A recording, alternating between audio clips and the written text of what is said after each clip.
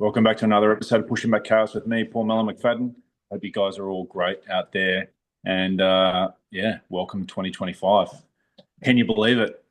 We're living in the future, man. Unbelievable. Well, I've been having a great run recently, and I just want to firstly start off by just thanking you guys for stopping by. It's awesome to have you here. We love reaching out and communicating with you guys, and yeah, thank you very much. Anyway, Mike, how are you going, mate?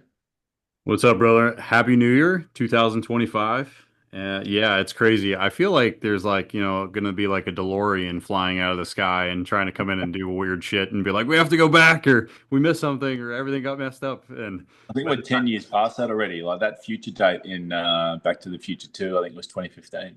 yeah, well, hey, 10 years later, man, I think they're coming out Back to the Future Part 4 from what I heard. Like, no shit. Oh, So, no, don't do it. maybe who knows? Maybe they're coming back. Maybe they're gonna. I don't know. Maybe they'll go back and be like, we can't let Melon into the flight academy. He ruined everything. We have to go back.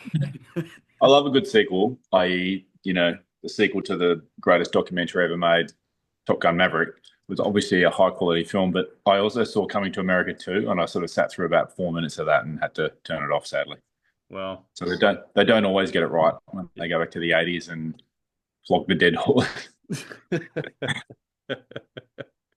yeah. Sequels aren't always the best hitters. I think they got it right with a handful, maybe like Terminator Yeah, 2. I think they crushed it there. But and Top like Gun, Father Top Part Gun they 2. did.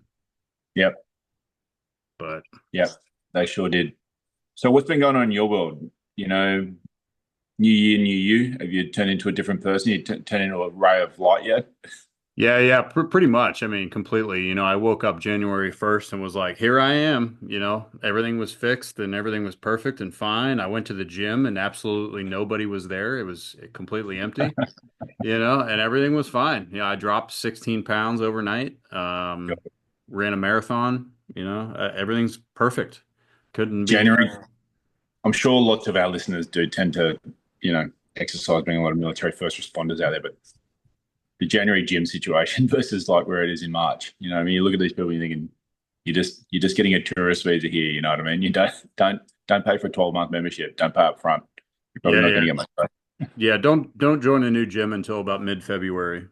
Save us all the time and frustration. I saw literally probably the other day at the gym 6 to 7 I don't know what you want to call them, influencers or something. I don't know. On the stair stepper, grown men on a stair stepper, videoing themselves.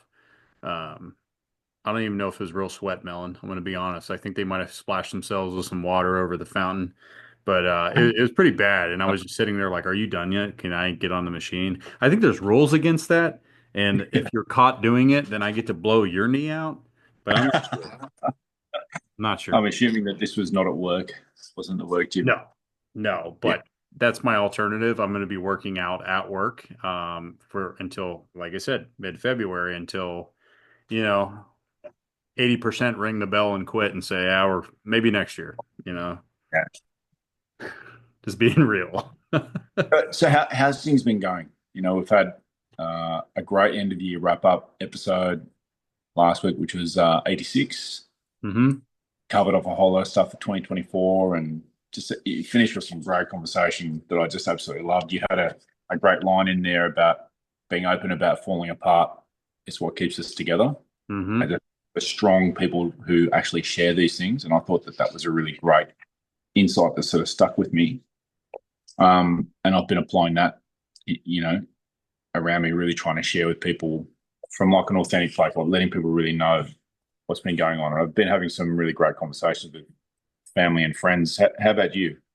Absolutely the same. I had church service today, and just during service, man, and we are just talking about a lot of friendships, meaning of friendship, and what that really looks like. And you know, Mm, image and vision are very important. We've talked about that on other episodes, but man, I just had this wonderful vision come to mind, and looking at the guys that I've really built wonderful friendships with through there, military guys, firemen, police officers, like hard jobs, and you see and deal with a lot of terrible things and going through life and struggling with tons and stuff, not just professionally, but personally too. Very heavy stress on family life and relationships. But um, man, just looking at these guys, I was so proud and I was just kind of like, wow. I don't want to sound like conceited or anything like that, but I am one lucky SOB.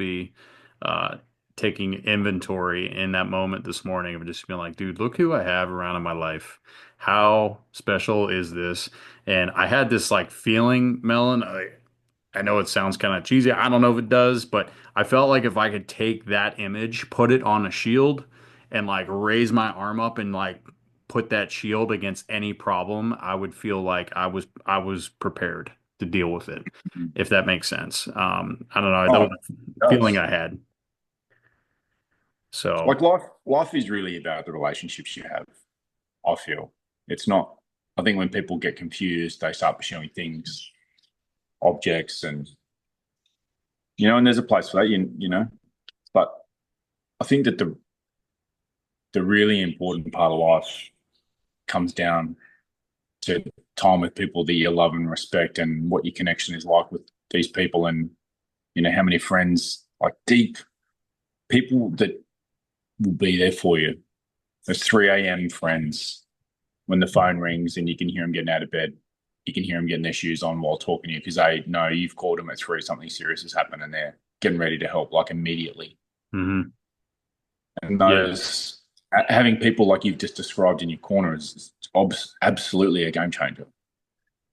Yeah. I can't even imagine. I can't even imagine going through life without friends, people like you in my corner, Mike. Like it's already difficult enough. I can't imagine what it's like without really strong, capable friends that I trust. I implicitly leave my family with. Someone like you can take my legally blind daughter through a rope course, high rope course, which has happened. Uh, you know, I don't know where I'd start, is what I'm trying to say, if I didn't have mates like you around, like deep friendship with capable people. So it's great that you've got those guys there, man. Yeah. Well, I have them there, but I have them all over the country and somehow all over the world. You included as well, and the feeling's mutual, absolutely 100%.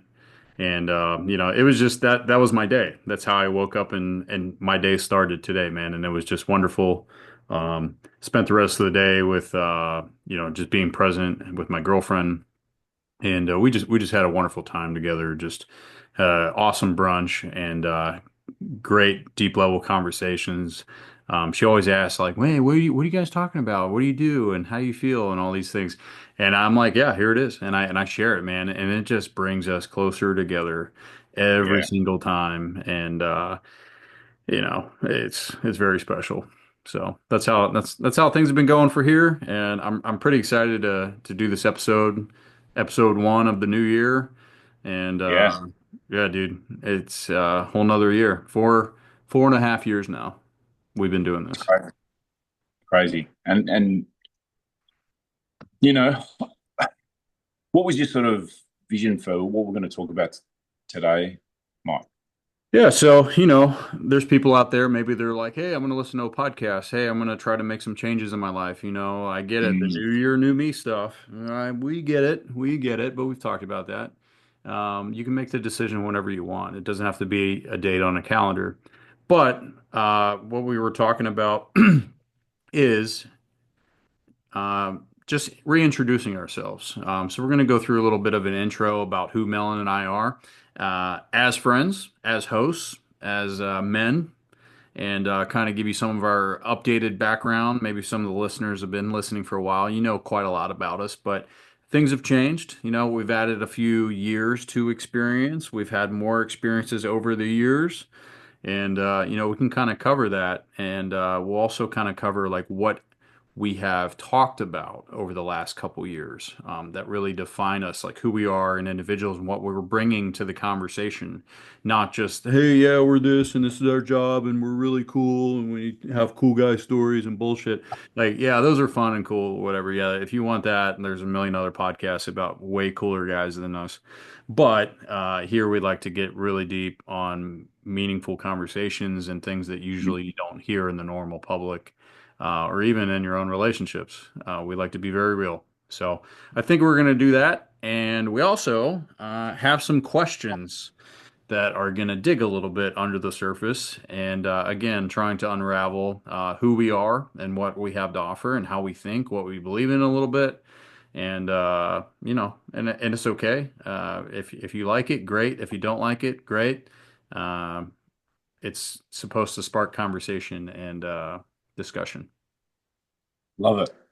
Love to hear about it. Love all the stuff we talk about, man. So 2025, maybe you could give us a bit of a summary without lifting the lid on stuff you're not allowed to lift the lid on.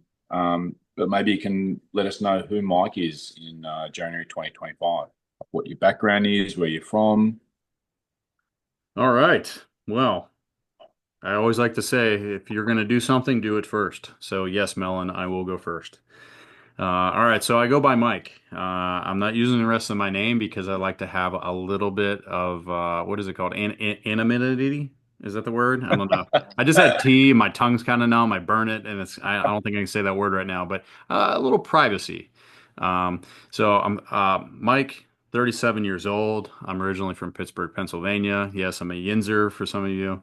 And I've been part of Not Your Average Operator slash Pushing Back Chaos now for 4.5 years. We started this in, I believe, July of 2020, and it's Wow. been great ever since. And joined on with our buddy Raph, who's no longer in the show. He's, has life and everything. And then our mainstay Melon right here.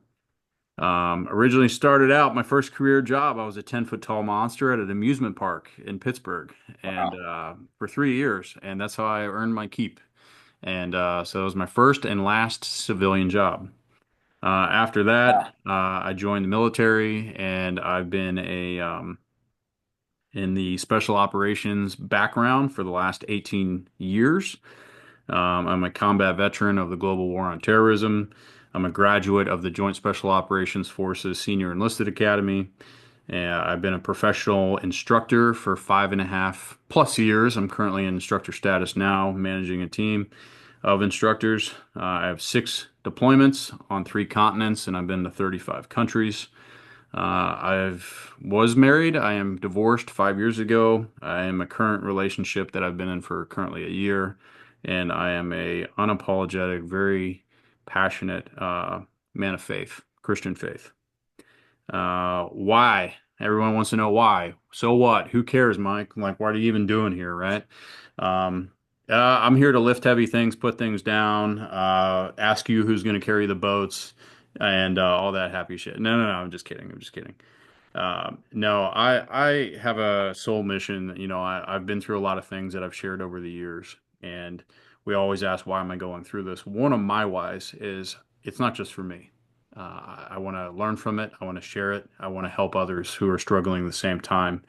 I want to break the norm of men simply not being able to talk about real problems or asking for help on how to get better in all ways, not just physically or anything, but always. I also want to give women a perspective on what it's really like going on inside a man's head and his heart by using personal and professional experiences. Like I said, it's things that you don't see all the time. It's beyond the mask, it's beyond the persona, the pride, the ego, and really tap into like, hey, what's really going on here? What are guys really like? What are men in this profession really experiencing? Uh, I really want to get into that. And I think I have. And just some of the main topics that I've really talked about over the last 4.5 years, and I'll continue to talk about, is team and organizational leadership, culture, communication, relationships and friendships, goal setting and how to achieve them, lessons from combat in all ways, not just physically and fighting. I'm not getting into tactics. I don't release any of that stuff, but how to deal with it physically, mentally, emotionally, spiritually. Um, Recovery. So how to recover. And like, I am no doctor. I want to put that out there. I have no medical background, certificate, degree, whatever. But recovery. I've had major surgery, injuries, also emotional recovery, and like I said, asking for help and resources and that sort of thing. And then also, we love, not just me, but all of us, we love talking about masculine rules, character values, and vulnerability, and how important each one of those are. And we give great examples and descriptions and actionable things that not just we use, but you can use as well. And that's really summing up the why. Like, why am I even doing this? Ultimately, it's not for me. Do I get something out of it? Yes, it's therapeutic. I love talking to one of my best friends. He's like my brother. And amazing guests that we have on that are in our circle, and just always learning and always being a sponge. But it's mainly for others, man. Like, everything that I've been through is not for me. Um, I truly believe that, and it's you know, been returned to me tenfold with relationships I've built over the last 4.5 years. So that's enough out of me. I'll shift it over to the much more handsome, good-looking, accomplished one, Melon, with the better hair and hairline. So, Melon, let's turn it over to you. Hey, thanks for that, man. That's good to hear an update. Like someone well describe themselves like now. It's not a bad thing. I think that's a good thing, for a challenge for people to take out of this already, is to have conversation with people and go over who you are and where you're at in 2025. What you're up to in life. I reckon that's great. So Melon is my name. It was given to me when I was 22, when I joined the Air Force. It's got to do with the size of a hat, if you're not sure. So I'm Paul McFadden, originally from Melbourne in the southeast corner of Australia. I have been here with Mike the whole time, so 4.5 years pushing against chaos and running under our previous banner of Not Your Average Operator. My first job out of school, well, at school, was flipping burgers at McDonald's. I hadn't thought about that for a long time. And then I joined the army in the Australian Army when I was 17. I also worked as a bouncer in nightclubs, if you can imagine such a thing. And then got commissioned into the Australian Air Force and trained as a pilot in 1998. And I've racked up 20, where am I now? 27th year of flying in a row without stopping, which is pretty unusual. I've got a bit over 6,000 hours of flying, got 2,000 something hours on an operational aircraft called the P3 Orion, which is a maritime patrol and ISR, intelligence, surveillance, reconnaissance asset for the Australian Air Force, with combat tours over Iraq, the Arabian Gulf, Northern Arabian Sea in 03, 04, 05. And then became an instructor. It was an instructor's course in 2006, which is a flying instructor's course. And I've been instructing constantly since then. So I've had 18 years of teaching after learning how to teach. And I've got a bit over 3,000 hours of instructing, which is quite a lot in the instructing world. Most flying schools, military flying schools around the world, the average guy would probably have 150 to 200 hours. So it's quite a bit, just by virtue of doing the same role for an extended period of time. I spent 14 years in the Middle East with my family from 2010 to 2024. I got married. I met my wife in 2001, and we married in 2003, my beautiful wife, Cherry. And we have a relationship that I can't believe. It's more than anything I ever thought was possible in a marriage, and there's still difficult times. Because I have also not turned into a ray of light yet, and everyone has rough sides, and you have things that you have to contend with. I heard Jordan Peterson say, a good one, Mike, he was talking, there was studies have been done that there's a minimum amount of disagreement in relationships to keep the relationship happy, like optimal. And if there's less, these relationships fail, like people are sweeping the problems under the rug and then it all breaks down. There's a sweet spot in the middle. And then if there's too much, obviously it's disastrous as well. So for anyone out there who does have breakdowns or disagreements inside their relationship, don't feel like that's a bad sign. It's something that experts think is essential.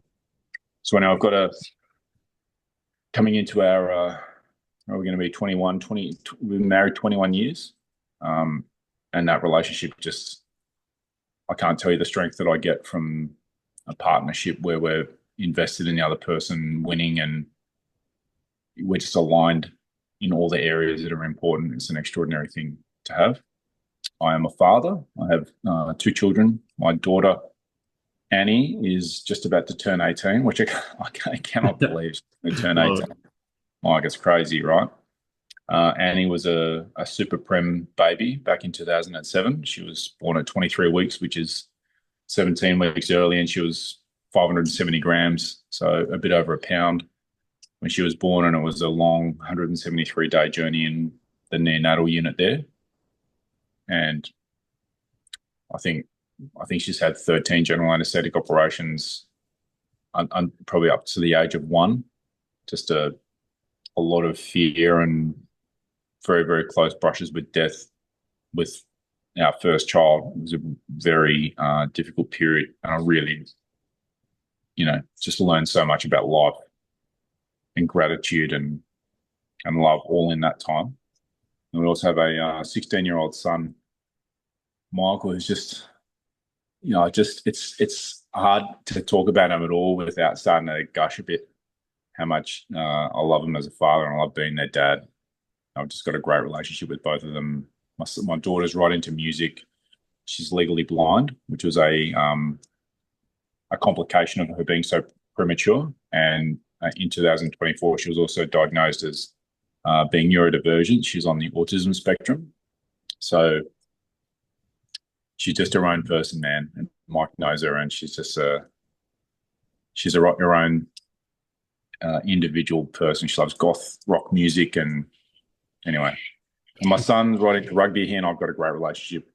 I've had a really good run recently, Mike, over these Christmas break of exercising with him, which I just love. He's recovering from he had a pretty bad injury to the sole of his foot, and he and I both were hitting the gym and getting out in the trail with the dog over the vacation. And it's a wonderful place. I love being their father. So I'm husband, father. I'm also I like to think of myself as a good friend. I have an amazing circle of friends, male and female, that I love, and I can't believe these people are in my life. Super capable men, super capable women. I love my friendship group. They're an extraordinary bunch of human beings. The kind of people who you can call at 3 a.m. I just have really a lot of people like that in my life. And, I think a measure of a true friend is someone who loves you enough to say the thing you need to hear rather than the thing you want to hear, and that they're willing to have uncomfortable conversations. I think is a sign of a real friend. They love you across time and out into the future, and they really want the best for you. And sometimes they're the ones who see the thing you can't see yourself. So amazing friendship group around me. What else are we covering here, man? Why do I do this? Why are you here, Melon? This conversation that we've been having for the last 4.5 years has become like a central part of my life. Like, I feel I get so much out of every conversation with you, Mike. The things we talk about, the fact that there's a routine conversation that comes up again and again, and it's not about the weather, and it's not about the footy team on the weekend, how they played. It's about real stuff that we talk about. I get so much out of this. It's like a therapy thing. I don't think I could go to therapy. Having this conversation with someone that I respect so much, who's willing to go there, and it's a huge thing that has just been a massive boost for me. The fact that these are recorded, in the back of my mind, these are something that I'd love my kids to listen to at some point down the road as they're growing, and they'll have a chance to listen to these when they're my age, and get an insight into what Dad was like, as a man. The fact also that we dive into topics that we are typically not talked about, I feel like there's maybe not just now, but I think always there's a level of superficiality that's normal, and desire to show your best. And I think it's unusual to talk about stuff that's difficult. And I think that there's real benefit to all of us when we do those things and we go to the places that are difficult to talk about and we take ownership for the areas of breakdown and we get insight from each other to, how we can build each other up to be better people.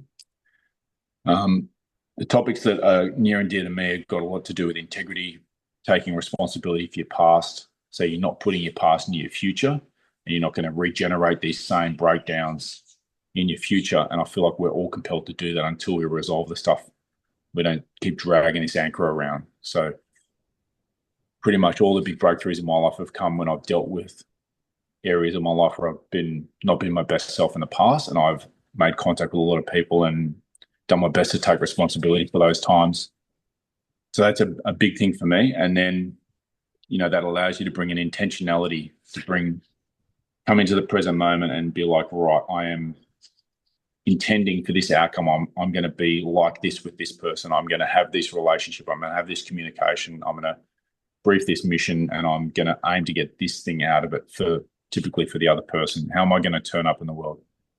And I'm a big believer in be, do, have, that we get confused and we think if I have all the money, then I'll be happy and then I'll do nice things. And that's all flipped around from how it works.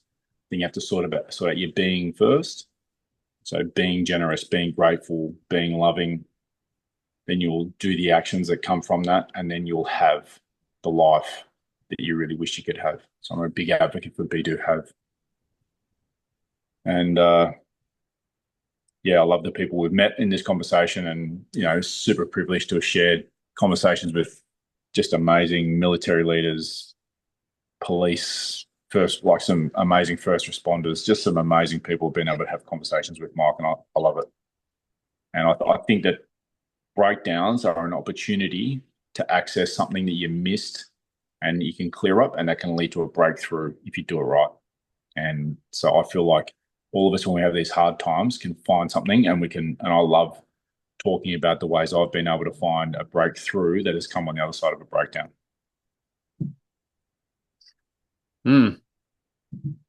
Pretty good description of Melon there.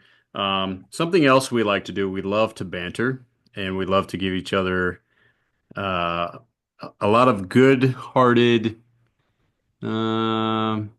slaps. We'll call it slaps. Melon forgot one in particular thing. He's also a giant. See you next Tuesday, which I love, and it makes him even better because most people are a see you next Tuesday, and he's like the king of them. So he knows how to really communicate. He's like a translator, not just for the traditional American English to Aussie English, but in that language too. I totally Melon. What the hell is this guy saying to me? Oh, he said you're crazy in the head, which I won't say that one. But he's also a very funny guy too, and he's got a sense of humor. He's a pilot, for God's sake. I mean, let's just stop right there. But a great description, Melon. Thanks for sharing, man. Yeah. One thing is, if you're still listening, for the listeners out there, if you haven't gotten bored yet over two guys, one thing that we're going to do now is just kind of jump into some questions. And again, we're trying to open up ourselves, where we're at now, but also get to know your host kind of thing. And some questions we've been asked, some questions we found that are like, ooh, that's a really good one there. So we're going to go ahead and just kind of fire some back and forth.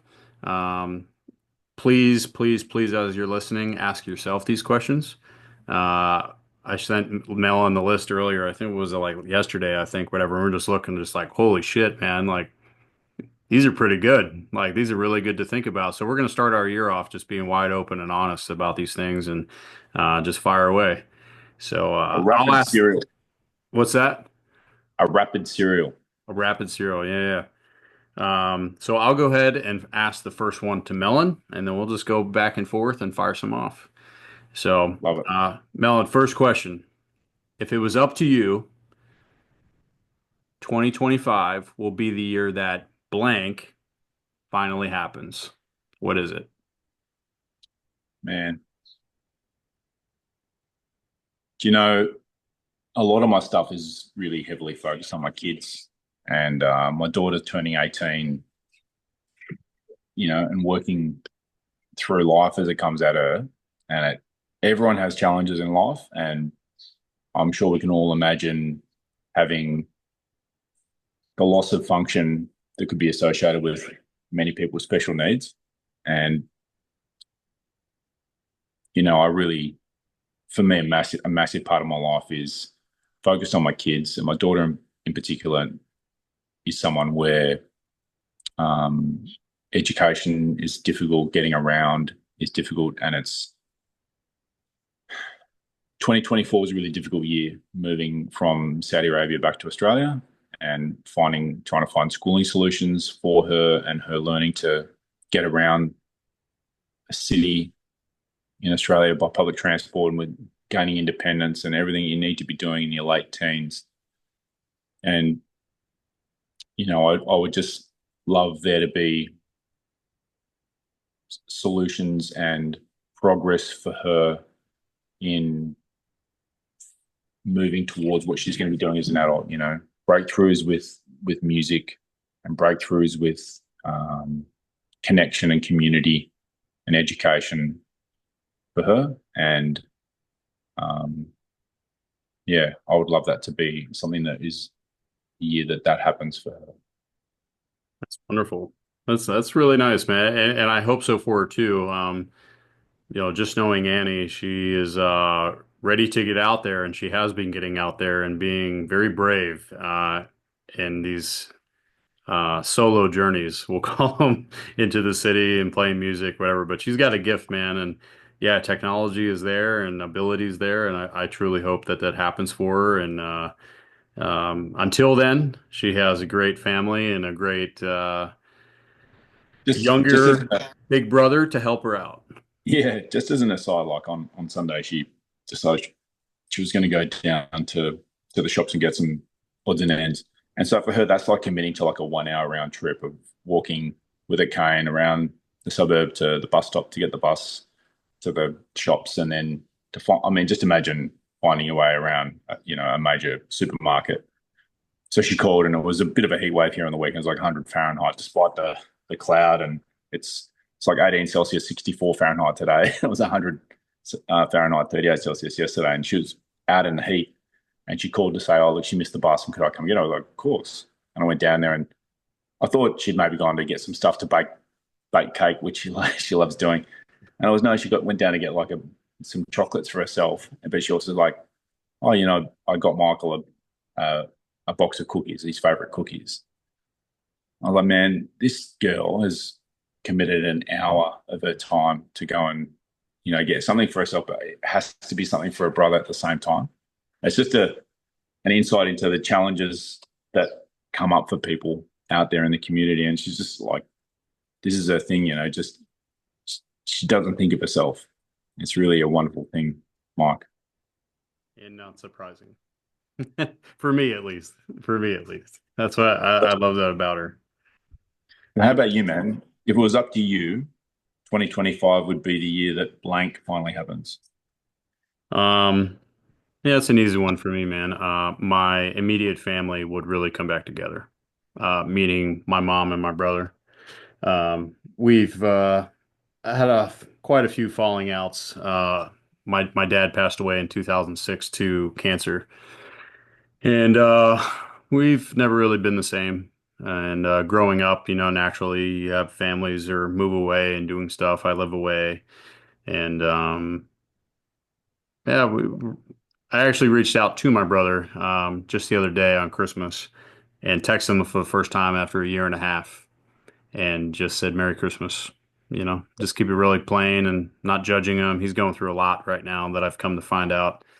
And, I won't share that stuff on here. It's not my story to say, but I'm glad I did. And I really just hope 2025, I have this vision of him, my mother, and I coming together, spending quality time together, because that's ultimately, I want that. And I talk to my mom all the time. And she just says there's nothing better than like watching my two sons get along, and just be brothers. And I really want that. And I really hope that this year that we can just put things in the past and really work out our differences and our stories and what and our traumas and what we've been through or whatever, and just trying to arrive and just be family, you know. So that's mine. That's that's a big thing to share. And like, I just want to add a little note there that like that's something that I really hope will happen in my extended family too. Um, I've, we've got a family where there's been a traumatic childhood and adulthood, and I would love to have healing come into my family and my siblings, and so my mum gets that same experience you've just described from your mum. It's a family's an amazing thing, and if anyone out there listening has experienced difficulty and hard times around family, you're not alone. Like Mike and I both having something like that in both of our families. So, we're here having an experience. Maybe other people out there listening having a similar one. Well, Hmm. what's the question there, brother? All right, the next one. That was a good start, I think. That was a good starter off one. Yeah. Here we go. Here we go. What would you want to do if money and status, two big ones, money and status, were Mm. of no object? Wow. This is a big one. Like I've been thinking, I've been pushing pretty hard in the area of family finances, and I know this is a common thing for people in the world. Getting resources in and wanting to feel like you're meeting all the needs for everyone in your family, and particularly, maybe not particularly, but certainly for me as the father in the family, that's a responsibility that I really feel. And I would love to have, like, if there was, this is something I've thought about a lot. Like, why am I doing things? Like, why? What am I pushing for? What does financial freedom mean to me? And it has to do. I really thought about this. It has to do with being able to have all the resources to provide for my children that they need, and it's not just the financial resources that can then lead to specialist care and support workers and so on. But it's also time with me, and I'm in a position where I'm working away, and I know that if um, money and so on was no object, I'd be able to have, like I've just had over this little Christmas break, the whole family sleeping under the one roof every night, Hmm. and that's a really big one for me. Like, you know, if money was no object, it'd be provision of resources, and a key one, and that would be more time to support my kids, Hmm. particularly my daughter. I love that. Again, it's just for the listeners, first time or long time listener either way, this is Melon. He's a pillar of his family, and they're always first. Like anything that he does in his life, he relates to his family. And he's very open about it, which I love, because I'm learning as well. Like I learned so much from this dude. So I love that answer, man. For me, of course, family, and I'm working on it. Like I want to get to that point, and that is a big goal of mine. Um, but if you took money and status away, like, no job title, no rank, no money, like whatever. I've had this vision is having some land and like a camp environment type thing for veterans, military veterans, first responders as well, Wow. and children to come together, not necessarily at the same time, but different aspects, different times, to come together and build friendships, memories, learn values, and character building. Um, Being able to share experiences and have things without distraction of the world, like no social media and living and staring at your phone all the minute, every minute. But really just having those opportunities to come together for a couple of days, maybe a week, and really just come in, share stories, have events, like sitting by a lake and fishing for a while and having some discussions and um, just not escaping. I don't want to say escape because if you escape and you go right back to your problems, you're not going to fix them. Mm. But really bringing great people together, having moving conversations, learning, sharing stories, and coming up with ultimately leaving with a better game plan on how to go back to normal life.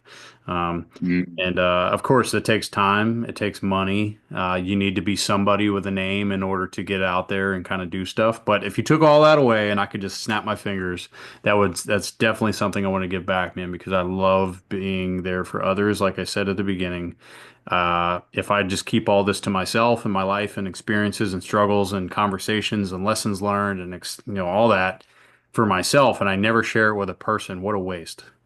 Um, what a Man, I love that. you know. So that's what I would do with it.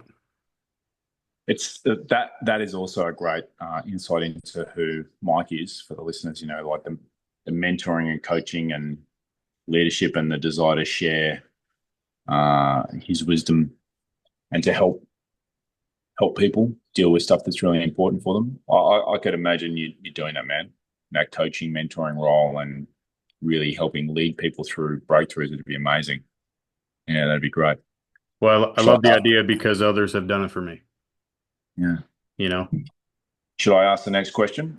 Sure, go ahead. All right. So, what is your definition of success? Hmm. Hmm. Being joyful in all situations. Mm, Um, Always making the best of what I am given and never giving up on being a good friend, leader, partner, parent, etc. Um, I don't want to define success by what I like to call worldly things, keeping no, keeping up with the Joneses, so to speak, money, status, literally from the last question. Um, Success relies in my relationships and what I do with my time and how I react to whatever I'm given. I'm not going to have a perfect life, nor have I. Um, the hardest things in life are usually the biggest things that have to happen, not the way you envision them, to get you to where you want to go. And if I can just arrive and be joyful in all of those situations, no matter what happens, I think I've already succeeded. Um, I'm gonna win, no matter what, and that is wholesome success, to me. love it, love it. So, The It's so funny. Like I just jotted down my notes, and it was meaningful relationships and the opportunity to make a difference to others. Success, like I feel like success is a word that is misunderstood in a lot of contexts. People, I feel like, talk about climbing a hierarchy or climbing a financial thing or a lot of those material things that you just alluded to there, Mike. And I feel like meaningful and like words like meaningful and fulfillment and fulfilling are the words that are the ones that come into my mind when I hear that word success.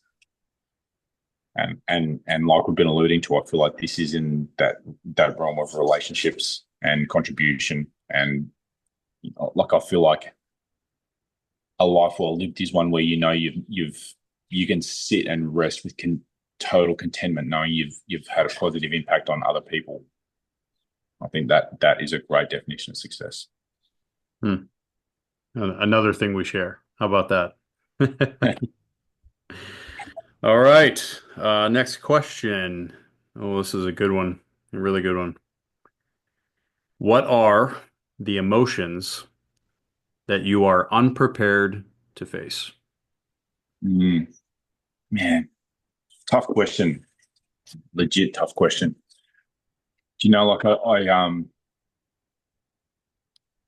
all the positive emotions I love.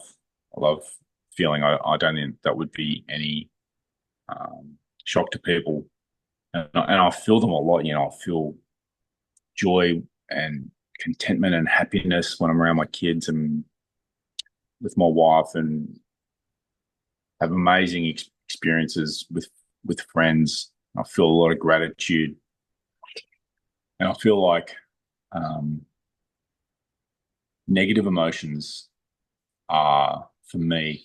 It's not like I have them; they have me, and so it's a thing that I've really worked hard on. I'm working hard, and I'm freaking by far. I'm not completed, project.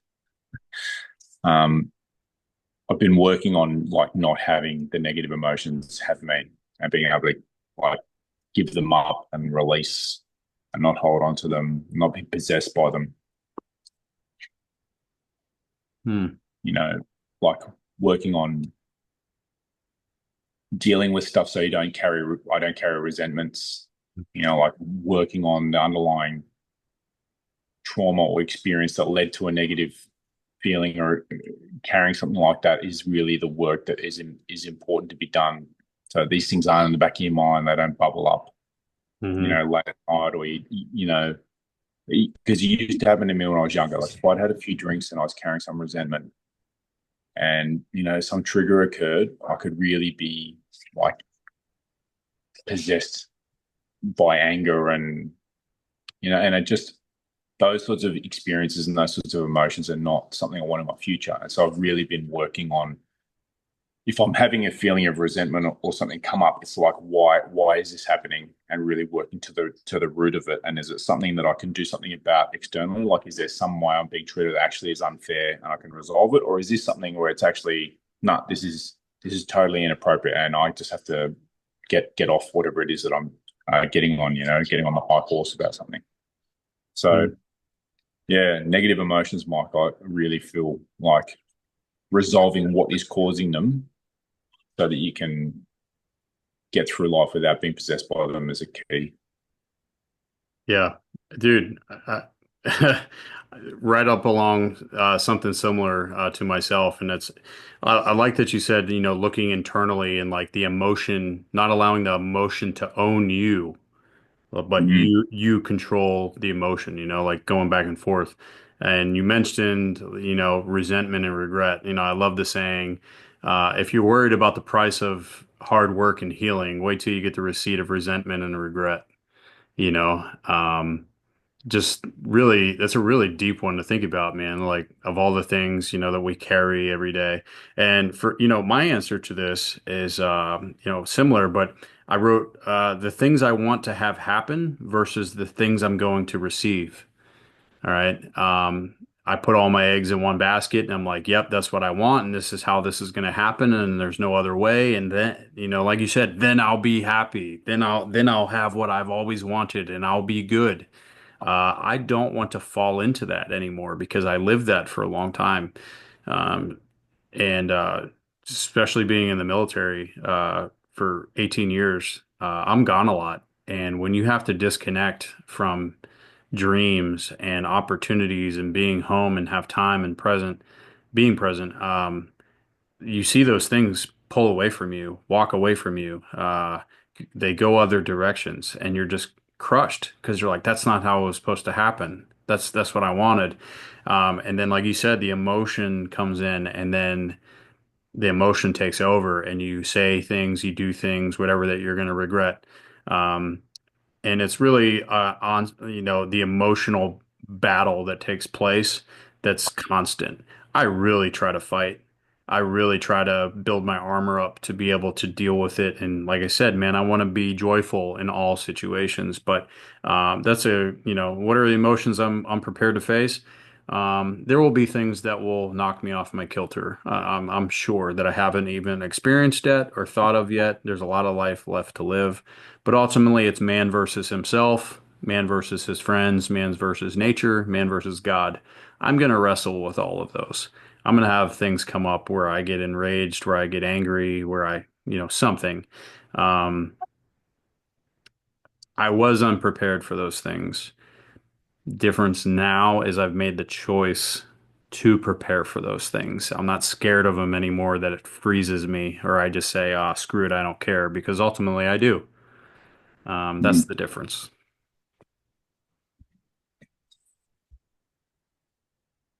So. That's good, man. We're on a journey, right? So I've been told. We can't wait. You can't be like when the hard times end, then I'll be great. When the roller coaster stops, when the ups and downs stop, and I'm just constantly up, then everything will be great. Yeah, yeah. No, man, I felt better after I threw up halfway through the ride. Let's go on it again. You know? Let's Yeah. have fun now. All right, next question. Let's move on. Keep it moving. Ooh, now we're getting really good. Melon, what things do you feel the most shame or guilt about?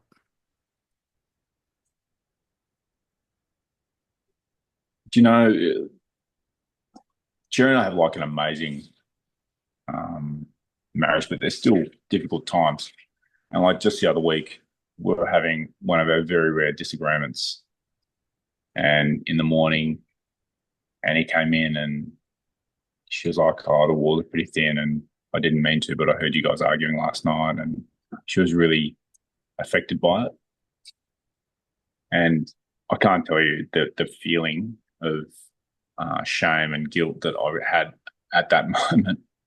That it was like sort of like a routine disagreement about just a trivial thing, and the voices were elevated a little in the kitchen, and then we resolved it and went to bed, and it was all good, right? And then I realized my daughter had been like stewing on it.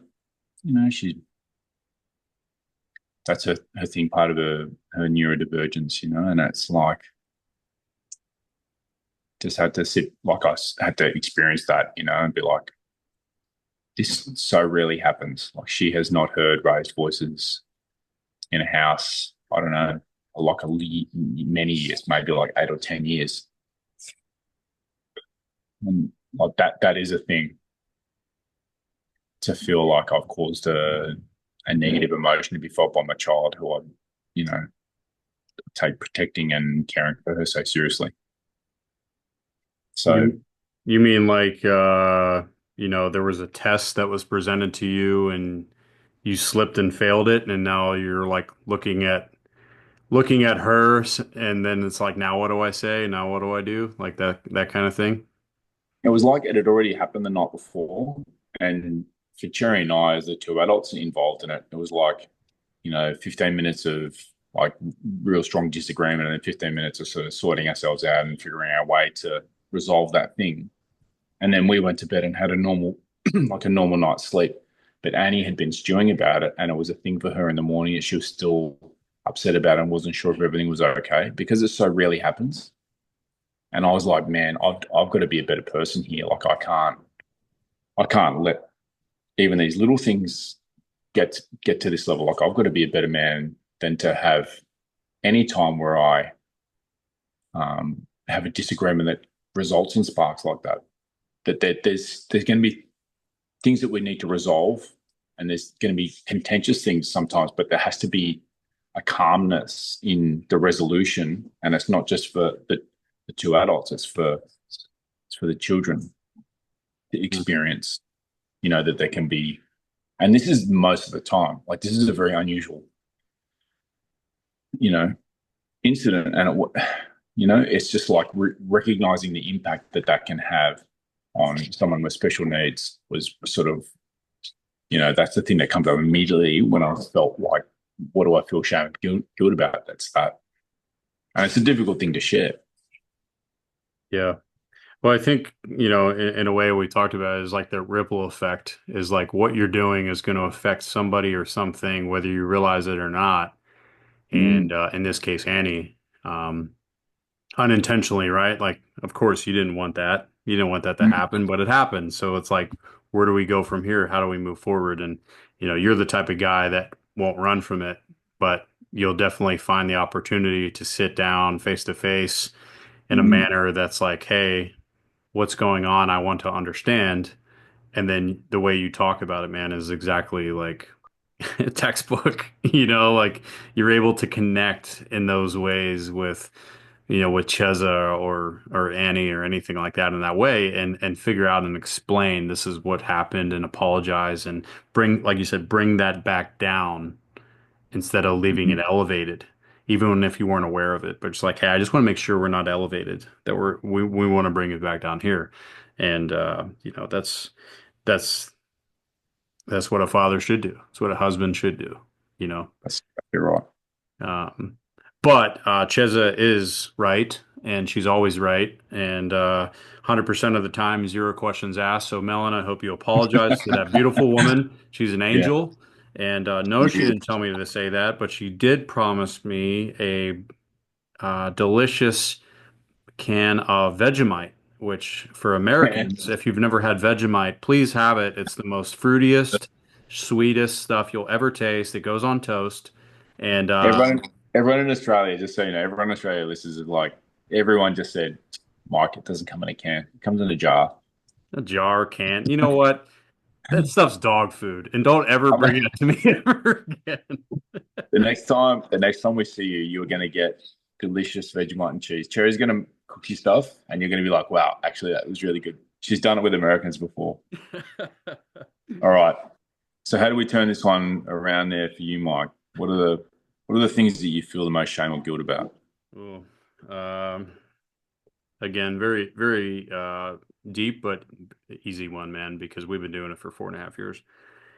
Um, Things that I feel most shame and guilt about is hurting others in multiple ways, uh, and that I took so damn long to be able to fix and address myself, uh, ultimately, so that I can possibly fix or make things right with those people that I hurt. I was very selfish at times. Um, Pride and ego got in the way. Um, Things we talked about, status and importance, all these things that I at times thought I was better or I didn't have to worry about things or, hey, just get over it. I lacked empathy, sympathy, I guess, in some ways. And I just really cared about myself and my happiness. And I hurt a lot of people. Uh, I hide it. I hid it. I didn't want to talk about it. I was ashamed. Um, didn't want anybody to know that I was failing, that I was weak in those moments. And like I said, man, I just feel, I felt um, very lost. And yeah, I just, I can't change anything. None of us can. We can't go back in time. There really isn't a DeLorean coming in 2025, but um, I just can't believe it took this long to like be where I'm at now, to live the life that I live and see the meaning of, things like forgiveness and how to Mhm. forgive and the meaning of it and how powerful it is, asking for it or receiving it. And it's definitely both equally important. And so I would definitely say that one, man. I never I don't think anybody truly wants to hurt anybody else, but we do, whether it's emotion or pain or whatever it is. I don't know. So many stories that we've shared on the show and in personal, Mhm. private conversations. But, I carried that for years and I've taken the time to really learn how to deal and process it and how to overcome it. Melon has been a great mentor in it. Like he said, going back in the past, going back to the ugly parts, as he says, putting the ugly baby on the table and addressing the problem and doing it in a way um, with to have the end state of peace, not anger, not any negativity, I'll say, toxicity, whatever, but purs- pursuing peace and being able to be who you wanted to be this whole time. So that would be mine. That's big to share, man. I appreciate you sharing that. There's a there's like a thing all of us, we've done something that we're not proud of, and we've got something you don't want to share, and so then you've got like a secret about you, and not sharing it, not owning it, and not dealing with it, you constantly are vulnerable. And the second that you share it, the thing that you're worried about, now you're invulnerable in that area. The second that you deal with it and address it and talk to the person and take the steps. You're vulnerable until you acknowledge the vulnerability and share it. And then all of a sudden you're now invulnerable. You don't have an Achilles heel in that area. You don't have a skeleton in your closet that concerned is going to come up, that person's going to come back in your life, or, that wrong is going to return on you at some point. And it's such a thing that we hold on to these things, and you're sort of curling up and don't want people to know these things. And it's like, if you spend 10% of that energy or 1% of that energy, you probably would resolve it and you'd have this freedom. And that has been my experience, definitely, the going back and addressing those areas where there's been breakdowns and you've hurt someone and you felt guilt, that there's a freedom that comes on the other side of that. Like, that was my experience with Annie the other day. Just like, I just sat with her and just had to own the disagreement that she heard and really keep sharing with her until I knew that she felt everything was okay again. She was safe again. Mm-hmm. And it's like, now there's no vulnerability. There's nothing you have to hide on the other side of that conversation. But it's a difficult thing to realize, because your human instinct is to hide it away and not acknowledge it. Want everyone else to paper over it. And trying to do it sooner than later so it doesn't fester. Or, like that's the other key, is sitting around and waiting out of fear, or I'm not capable. It makes things worse, because your mind will start going and start connecting dots that shouldn't be connected, and that makes things worse. So being That's able right. to do it sooner than later, yeah. And it's never too late, and you should have always done it yesterday. That's the best time to have done it, was immediately. But like, the second best time to do it's now. Mm-hmm. Absolutely. Well, we'll switch it No, Mike. around. So you got some anger, you got some things that you're ashamed about. What is your favorite thing about yourself, Melon? Isn't this where pilots normally get in the shit for talking about being a pilot? Yeah. Anyway, sorry. Enough about you. Enough about me. Let's talk about you. What do you think about me? Oh, Yeah. yeah. The thing, honestly, the first thing I just think of then is just my circle of friends. I cannot believe the people that I have in my life. People like you, and I just have these amazing people in Melbourne. I have amazing people in South Australia, which is another adjacent state where I used to live, and Western Australia. I've got other old work colleagues and friends over there, and then people in the US and Saudi Arabia. And I have like a big group of people that I could call at 3 a.m. and that would put their shit down and come and help me. And I can't believe I've got people like you in my life. It's like movie characters, counterterrorism leaders, and two-star generals, and Apache pilots, and self-made businessmen, and amazing family, parents, people that I respect, that I just can't believe are in my life. I absolutely am so grateful and can't believe the quality of my friendships, Mike. My favorite thing. It's a great answer, man. And What's I definitely can relate to that. My answer is the same, but there had to be something that happened in order for me to be like that. And my favorite thing about myself has been that I've loved myself enough to learn how to love myself again, so that I could be the person you speak of. There's a period in my life where I was not happy with who I was. I did not like looking in the mirror, because I knew who I truly was when, you know, no one was looking, or the thoughts that I had, or the actions that I did. And I didn't love mm, myself. So how am I supposed to live like that? Um, I was just really proud of myself that I made the conscious effort and dedicated myself to learning how to fix and love myself again, so that I could love someone else. And I never wanted to be that burden on my friends. I never want to be a problem, or not dependable. Like Melon sitting here saying like, "Hey, I could call you at 3 a.m." Which I just want to say, it on the East Coast right now, it's 2:59 a.m.